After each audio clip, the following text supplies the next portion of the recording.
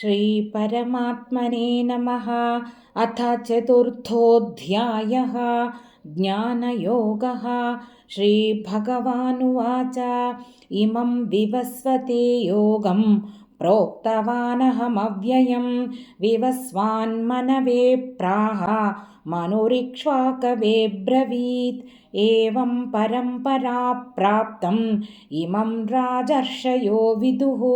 सकाले नेह महता योगो नष्टः परन्तप। स एवायं मया तेद्य योगः प्रोक्तः पुरातनः। भक्तोऽसि मे सखा चेति रहस्यं ह्येतदुत्तमम्। अर्जुन उवाच अपरं भवतो जन्म परं जन्म विवस्वतः कथमेतद्विजानीयाम् त्वमादौ प्रोक्तवानिति। श्रीभगवानुवाच बहूनि मे व्यतीतानि जन्मानि तव चार्जुन तान्यहं वेद सर्वाणि न त्वं वेत्थ परन्तप। अजोऽपि सन्नव्ययात्मा भूतानामीश्वरोऽपि सन् प्रकृतिं स्वामधिष्ठाय सम्भवाम्यात्ममायया। यदा यदा हि धर्मस्य ग्लानिर्भवति भारत अभ्युत्थानमधर्मस्य तदात्मानं सृजाम्यहं। परित्राणाय साधूनां विनाशाय च दुष्कृतां धर्मसंस्थापनार्थाय सम्भवामि युगे युगे। जन्म कर्म च मे दिव्यम् एवं यो वेत्ति तत्त्वतः त्यक्त्वा देहं पुनर्जन्म नैति मामेति सोऽर्जुन। वीतरागभयक्रोधाः मन्मया मामुपाश्रिताः बहवो ज्ञानतपसा भूता मद्भावमागताः। ये यथा मां प्रपद्यन्ते तांस्तथैव भजाम्यहं।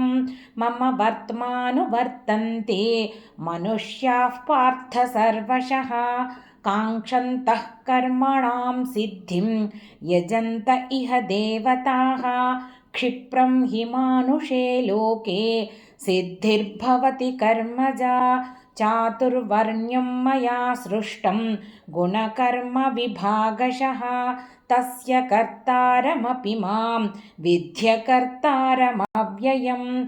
न मां कर्माणि लिम्पन्ति न मे कर्मफले स्पृहा इति मां योऽभिजानाति कर्मभिर्न स बध्यते।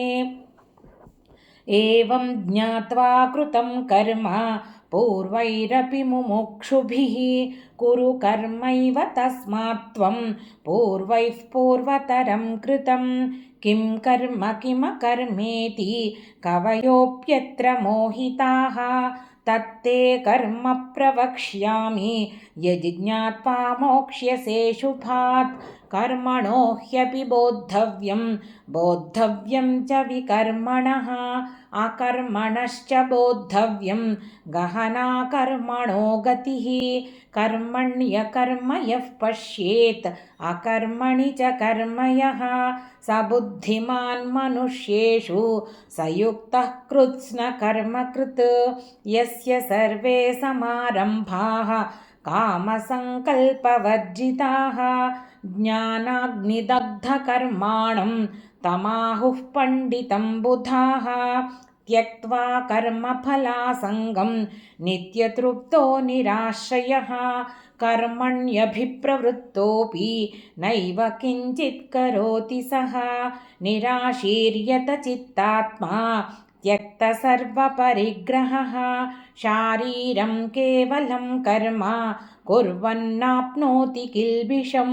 यदृच्छालाभसन्तुष्टः द्वन्द्वातीतो विमत्सरः समः सिद्धावसिद्धौ च कृत्वापि न निबध्यते। गतसङ्गस्य मुक्तस्य ज्ञानावस्थितचेतसः यज्ञायाचरतः कर्म समग्रं प्रविलीयते। ब्रह्मार्पणं ब्रह्महविः ब्रह्माग्नौ ब्रह्मणाहुतं ब्रह्मैव तेन गन्तव्यं ब्रह्मकर्मसमाधिना दैवमेवापरे यज्ञं योगिनः पर्युपासते ब्रह्माज्ञावपरे यज्ञं यज्ञेनैवोपजुह्वति श्रोत्रादीनीन्द्रियाण्यन्ये संयमाग्निषु जुह्वति शब्दादीन् विषयानन्ये इन्द्रियाग्निषु जुह्वति सर्वाणीन्द्रियकर्माणि प्राणकर्माणि चापरे आत्मसंयमयोगाग्नौ जुह्वति ज्ञानदीपिते द्रव्ययज्ञास्तपो यज्ञाः योगयज्ञास्तथा परे स्वाध्यायज्ञानयज्ञाश्च यतयः संशितव्रताः अपाने जुह्वति प्राणं प्राणे पानं तथा परे प्राणापानगतिरुद्ध्वा प्राणायामपरायणाः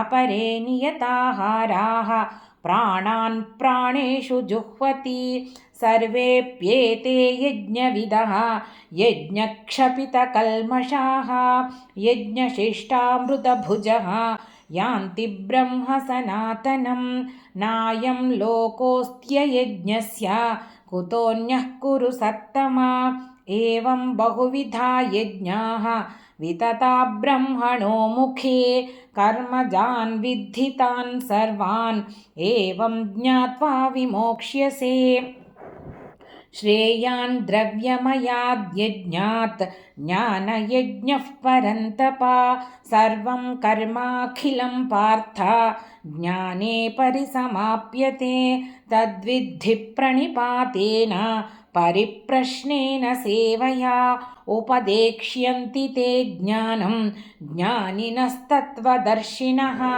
यदि ज्ञात्वा न पुनर्मोहम् एवं यास्यसि पाण्डव येन भूतान्यशेषेण द्रक्ष्यस्यात्मन्यथो मयि अपि चेदसि पापेभ्यः सर्वेभ्यः पापकृत्तमः सर्वं ज्ञानप्लवेनैव वृजिनं सन्तरिष्यसि यथैधांसि समिद्धोऽग्निः भस्मसात् कुरुतेऽर्जुन ज्ञानाग्निः सर्वकर्माणि भस्मसात् कुरुते तथा न हि ज्ञानेन सदृशं पवित्रमिह विद्यते तत्स्वयं योगसंसिद्धः कालेनात्मनि विन्दति श्रद्धावान् लभते ज्ञानं तत्परः संयतेन्द्रियः ज्ञानं लब्ध्वा परां शान्तिम् अचिरेणाधिगच्छति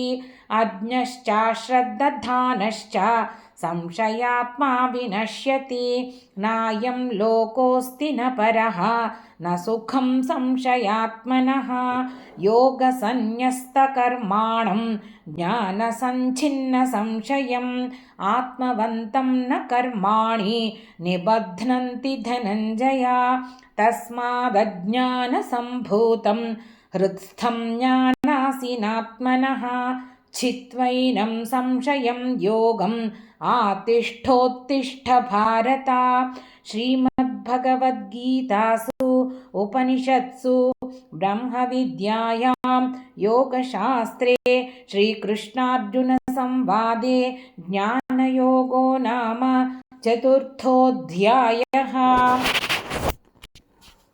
గీతా శ్లోకాలకు అర్థాన్ని సులభమైన వాడుక భాషలో వివరించడానికి ప్రయత్నిస్తున్నాను.